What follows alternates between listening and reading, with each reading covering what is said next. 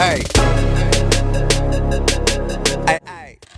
What's up? It's your girl Megan, and I am back with another video. Finally, it's been forever, and I have hi guys, Mommy with me this time. Mommy, introduce yourself.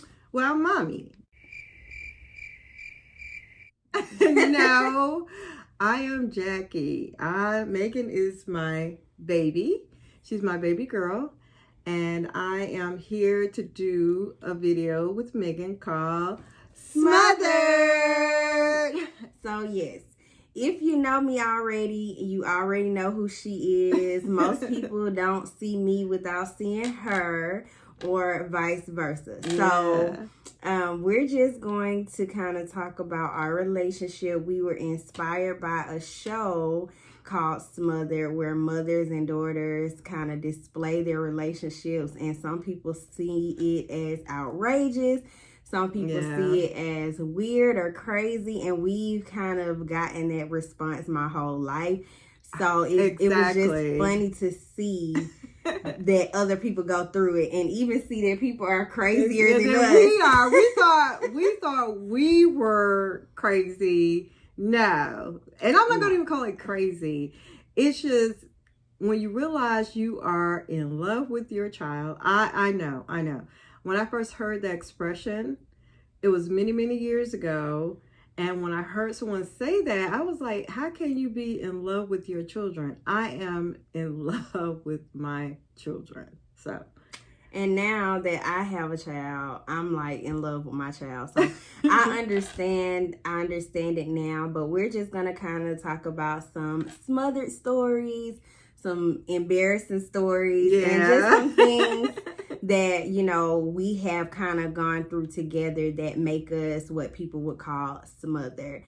So the first embarrassing story is when my mom threw me my first period party. I mean, the most embarrassing thing ever.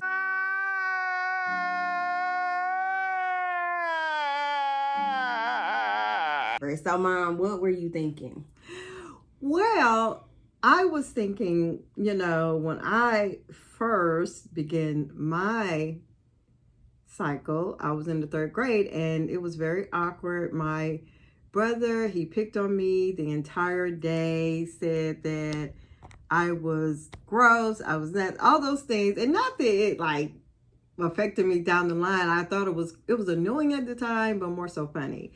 But because you being my baby girl, and it was just weird. There I was at a new hair salon, a new hair salon, and of course you with me, of course, and I was sitting there in the chair getting my hair done, and at times Megan could be a little busy. So she was like, Mommy, I gotta go to the bathroom, and I was like, okay. So she comes back, she has this look, and mothers, if you know what I'm talking about, it's that look of what you're like, what did you do? What did you do? So she's looking at me and she says, Mom, I started my period. And I said, no. And so the stylist at the time was so sweet. So she was looking, she was like, is this her first time? I'm like, yes. And I was so excited for her. At the same time, I was scared. I just remember praying in advance that when this time came, that it would not, change the dynamics of our relationship, because we're so close. And I know when you start a cycle, you get hormonal, you just get a little irritable. It just, as time went on, I knew it wouldn't be like an automatic attitude change or anything like that. But I didn't know as she got older and got in high school that, it would just start making her acting really weird and mean. Well, anyway, I was so excited. And so in the middle of the night, I woke up, I said, I'll give her a period party. And so when I brought the idea to her, she was like, Mom, no, you're not giving. I was like, and I call her Lizzie. I was like, Lizzie, we have to do this. We have to throw this party. And she was like, Mom, please. And I was like, okay, well, you're gonna have a period party. So we Tell went. Tell about the cake. Tell them about the to cake. Publix. Oh my gosh. So we went to Publix to order the cake. And the lady at the bakery was like, okay, wait. So you wanted to say what? And the cake said myfirstperiod.com. Exactly. We went to a restaurant with all my friends. We cut the cake like it was my birthday. I mean, absolutely embarrassing. Okay? Absolutely embarrassing.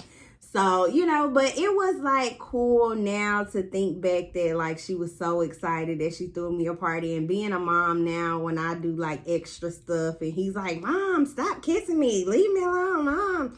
You know. But, you know, just bringing her friends in and calling their parents. I said, because Megan's having a period party. And so all the mothers were like, wait a minute, what? I was like, yeah, she started her period. This is so exciting. And so her friends' mothers are like, what? And I was like, yeah, you're welcome to come too. But we're going to have this period party at a restaurant. And, and so her friends are like, looking at me like, you're having a period party? We was like, yeah. So we got there and we got the cake and it was a buffet. And the waitress was like looking and she says, wait. And she looked up, she says, you mean like her period? I was like, yeah, this is so exciting. Her first period. I was so excited. My husband was like, you're crazy. Her brother was annoyed. And I'm like, this is so exciting. My daughter's first period. And I mean, it was just a good time. And her friends had never heard of it. We actually had a really, really good time. So, my mom and them just thought it was ridiculous and it was just not necessary. I don't care. This is my baby girl. It was our first period. And I was excited about it. I was excited, she was starting this new journey of becoming a woman. So I wanted to celebrate it. Yeah, and I don't think it was so outrageous now, but now that you have a child, but yeah, but back then, yeah, I thought it was kind of outrageous.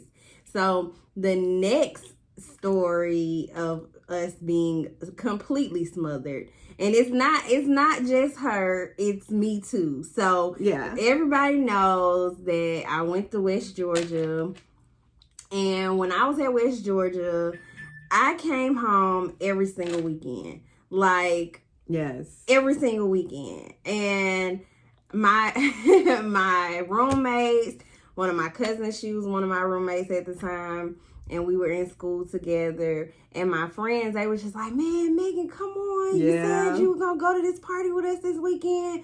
Megan, stay. You said you was going to stay. Hang me by Friday. Yeah. I have my early morning class, and I already have my car packed up. And I'll be on the road back to Atlanta every single weekend because I just had to be with my mom. I miss her so much. I would, even though it was just like maybe an hour away, depending on traffic. And I just miss her so much. But I remember this particular incident where she was supposed to go to this party. Her cousin called her the sick-up kid, because she would say that she would go to these parties and everything, and she promised them that she would be at this party this particular weekend. And I guess she was calling Megan. She couldn't get Megan on the phone because at the time Megan was in her bed, in her room, in her Barbie room, sleep.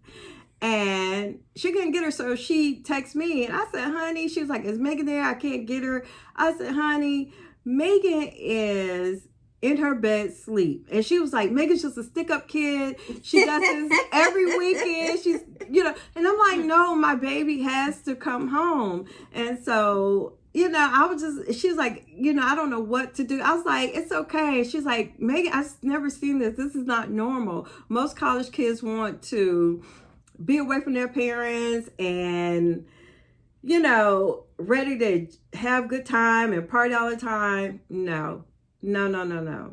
My baby is ready to, when the classes are over, she's ready to come home to her mom and her dad, especially her mommy, so that we could just be together. And then she always would give me, as it got closer to the weekend, she would send me a list of things she wanted me to cook.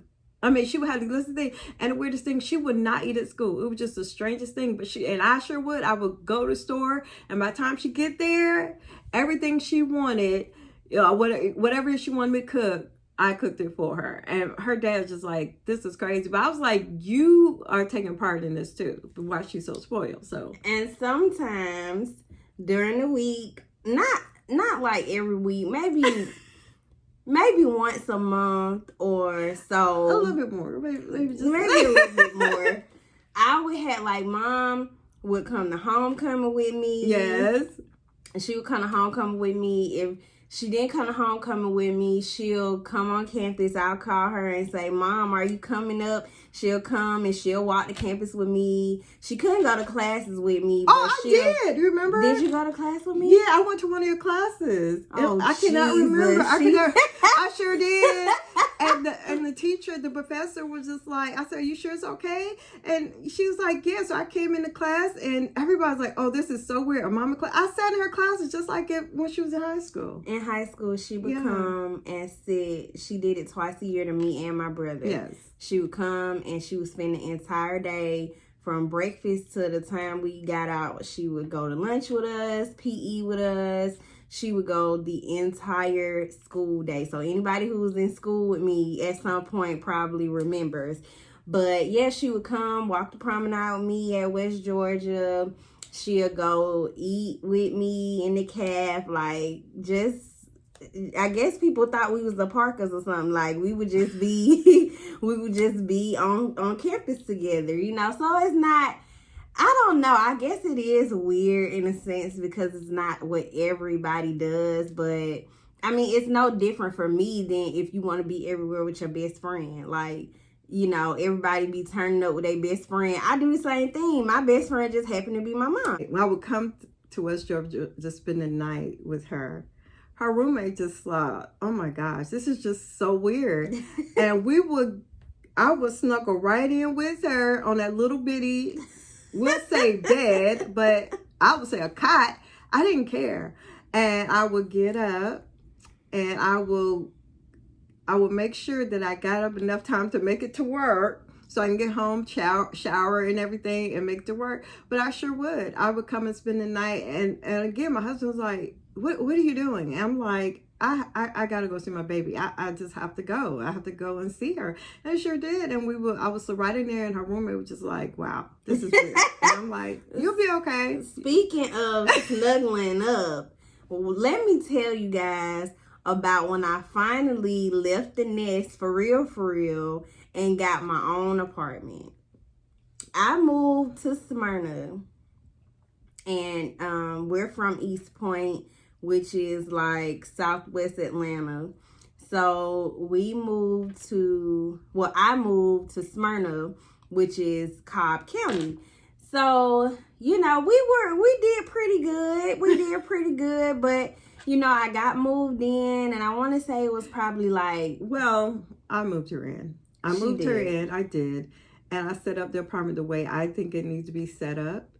And, you know, and I mean, I let her, you know, buy the decoration and stuff. But, you know, at the end of the day, I just wanted it to be the way I think it should be. And, I mean, we agreed and we had fun. She had fun doing her decorating and everything. But you can go ahead and tell them, you know, like... She came every week and got my laundry and did my laundry. She cleaned out my refrigerator while I was at work. She would come do this every single week to the point where my neighbor thought she was my maid. I know. One guy, he was a really sweet guy. He said, I see you all the time. So are you coming to clean? I was like, yeah, but I'm her mom. And so I would come and clean the apartment. I would do a checklist of things that, you know, I feel like, if, you know, she's out of, I go to the, you know, the store, I go to Walmart, Target, and I would bring our little Rocky with us. That's our baby, our Yorkie. And I would come every week. And the guy was just like, oh, I just thought maybe you were part of a cleaning service. No. No, this is my baby girl. And like I said, while she's at work, I come in, and then there's times when I will leave a dinner cooking in her crock pot, you know, maybe a beef stew or something like that. And I just come in, and that's something I did every week because I love her so much. I just want to make sure because she's working, and I've been an at-home mom for years. So I was just like, you know, this would be something, you know, else I could do with her and just take part in, you know, and being there for her. Well, granted, at the time, I was working full-time and I was in grad school full-time, too. So she was really helping me out because I would always be tired. I really always had the time to cook for myself. So, you know, I really appreciated that. But one night, so I had a house phone because it was like a bundle with the cable service and it made it cheaper or whatever. So, but I didn't give anybody their house number. She was the only person who had the house number. Nobody else needed the number. Yeah, she was. Nobody else needed the number but me. She just so nobody had the number but her. So this one in the middle of the night, it was like 3 or something in the morning. Like, you know, when I'm knocked out, I don't really hear my cell phone. But when I heard that other phone, like, it just immediately woke me up because I'm like, oh my gosh, something might be wrong. So I answered the phone and she was like, don't panic. It's me. I'm about to come through your front door. I'm like, what? So she was like, well, I just missed you, so I just wanted to come get in bed with you. And that's literally what she did. I did. Because I was up and I thought, well, maybe if I go get in her bed at home, that was at home, I would feel comfort, because I was missing her. And it just wasn't working. It wasn't working. So I proceeded to start getting dressed. And my husband was like, what are you doing? I was like, I'm going to make. He was like, what? It's 3 o'clock in the morning. I was like, I know. I miss her. I miss her so much. But y'all, let me tell you the even craziest part. As I'm driving, I realized my gas light is coming on. And I'm just like, dude, I don't know if this is a good idea for me to stop. But I was like, I can't turn back. I'm right in the middle.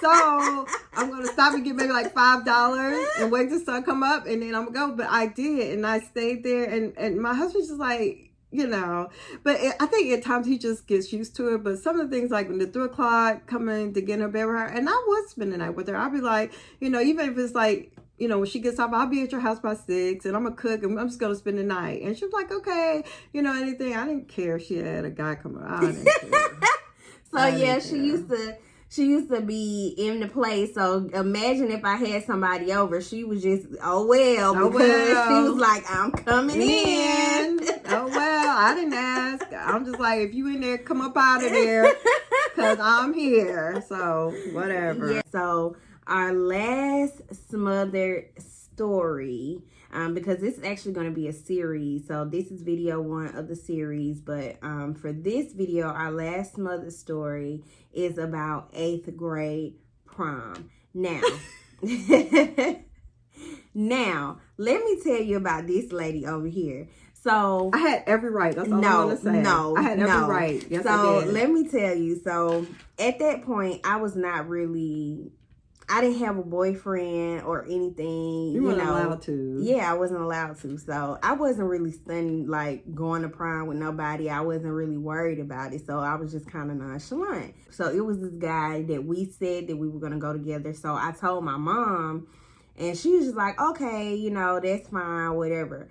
But then I guess she was up one of the many days she was up at the school. She saw him and was like, oh, so have y'all decided like what colors y'all are wearing? He was just like, like he just acted like he wasn't really interested or he really didn't care that much.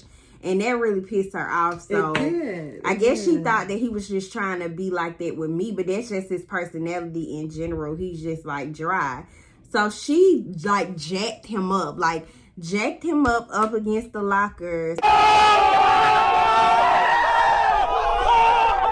because he wasn't responding. Like, he was responding nonchalantly toward me, and that made her mad. So I'm like, Mom. Pause. No. Let me explain to you. No, let me explain to you why I had every right. Like I said, I just happened to see him in the hall. And so, but prior to that, I've been asking, I was like, Meg, do you know what colors you guys are wearing to this dance? No. I said, well, did you ask him? Yeah, he said he'll get back to me. And I'm like, okay, well, I need to know something so I'll know, what dress, what color. So this went on for like 2 days. And I'm just like, no. I'm not liking the way this feels. So I just happened to be at the school that day. And I ran into him. And I was like, oh, hey, so-and-so. So I'm excited that you guys are going to the dance. I was trying to just see what colors you all were talking, wanted to wear. And he was like, well, I don't know. He just started and next thing you know, I don't know what happened. I just jacked him up on the lockers. I don't know what happened. After I did it, I felt so scared because I was so wrong, so out of order. But I felt like you were you're supposed to be excited that you're going with my daughter, and you're acting like very nonchalant. No, he was acting really nonchalant, and he didn't know anything. And I was like, look, if you're going with her or not, you need to say something. And then when I did, I felt so bad, and I was like, I'm so sorry, and I just went home, and I was like, oh my goodness, I just hope he don't tell his parents. And I'm serious, I was so, oh my goodness, I was so scared because I knew I was wrong, but my emotions got the best of me that day because I felt like he was playing. I'm like, no, this is the 8th grade dance. And I'm just like, you are going with Megan, so you need to be happy and act like you got some sense. So let me tell you what makes this story worse. Because yes, it gets worse. Yeah, it does. So then my mom decides to kind of force me to go with somebody. And if he watching this, he knows who he is. So she forced me to go with this person. Now, let me say this.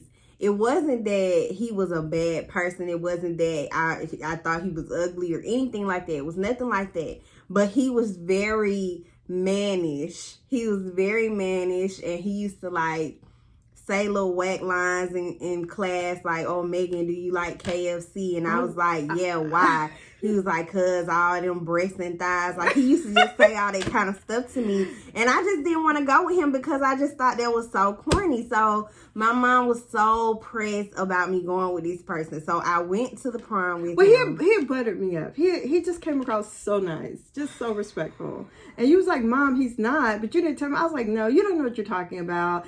And I don't know. I always listen to her, but this time I was just like, you're just being dramatic. He's perfect to go with. She just really wanted me to go with him. Sorry. Yeah. So we went, we had fun, whatever. And, we took pictures. We did all the prom-y like stuff. And then dance stuff.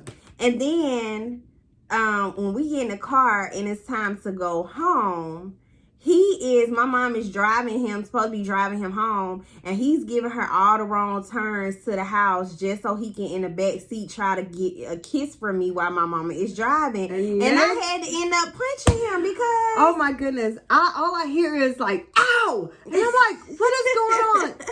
She punched him in the eye. Punched him dead in the eye. And I was like, what happened? She's like, he's back here trying to kiss me. And he would not. Let me tell you guys. I kept trying to get him home. He kept giving me the wrong address. Okay. And he was like, take a left, take a right. This is it. And then I'm like, no, this is not. He was like, well, I just really like Megan and I want her to like me too. You need to get out of my car. You need to get out of my car. Do I need to call your parents? Like, he just kept giving me the wrong address. So then she got to see at the end that I was right all along. Yeah. And she was wrong. And she was forcing me to go with this individual. I felt so bad. But that was weird. Anyway, you guys, we just wanted to give you an overview of our smothered relationship. Because we really love each other. And I just felt like it would be cool to kind of show you guys our dynamic. And the next series, talking about being smothered, but just imagine being smothered while trying to date. Oh, yeah. Interesting. Yes, I was all up in there. I got a couple of tickets and some bruises, but I was up in there. Yeah, yes. She was all like, she'll hop out of bushes and everything. So if you want to know about, it, you got to tune in to the next video. But in the meantime, thank you so much for watching. Bye, guys. And we'll see y'all later. See you next time. Bye. Bye.